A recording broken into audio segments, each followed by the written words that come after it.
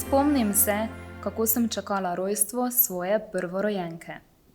Nestrpnost se ni pojavila v 9 mesecih nosečnosti, ampak v tednu, ko je datum mojega predvidenega poroda že minil. V tistem tednu bi deklica morala biti že pri meni. Tisti dnevi so bili skoraj neznosni. V tišini noči sem ležala budna, medtem ko je moj mož tiho spal ob meni in dihal v enakomernem ritmu. Celo telo me je bolelo in moj trebuh je bil že tako okrogel, da se ne bi mogel napeti niti za centimeter več. Vsi znaki so kazali na to, da sem pripravljena, toda čas predvidenega poroda je že minil in dojenčka ni bilo od nikoder. Dojenček se ne rodi, ko je mati pripravljena. Ne rodi se, ko so njegove stvari pripravljene. Ne rodi se niti, ko zdravnik reče, da je čas. Otrok se rodi, ko je njegov čas. Zato me sploh ne presenečajo besede iz Lukovega evangelija, 2. poglavje, 6. do 7. vrstica.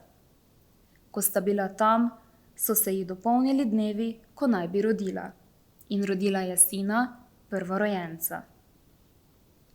Očitno tudi dojenček, kateremu je 1000 let kot en dan in en dan kot 1000 let, pride na svet, ko je on sam pripravljen in ne vsi drugi okrog njega.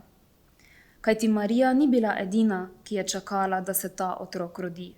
Cel svet je čakal na tega otroka, obljubljen zarod žene, ki bo zdrobil kači glavo in osvobodil ljudstvo.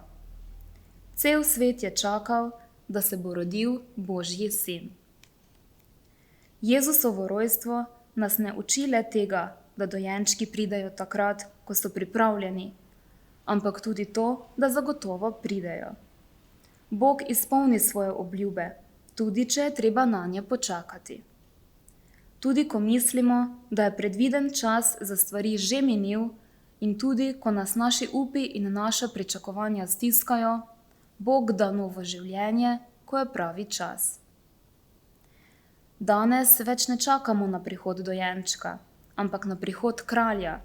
Pričakujemo ga kot Marija, saj je Kristus izoblikovan v nas.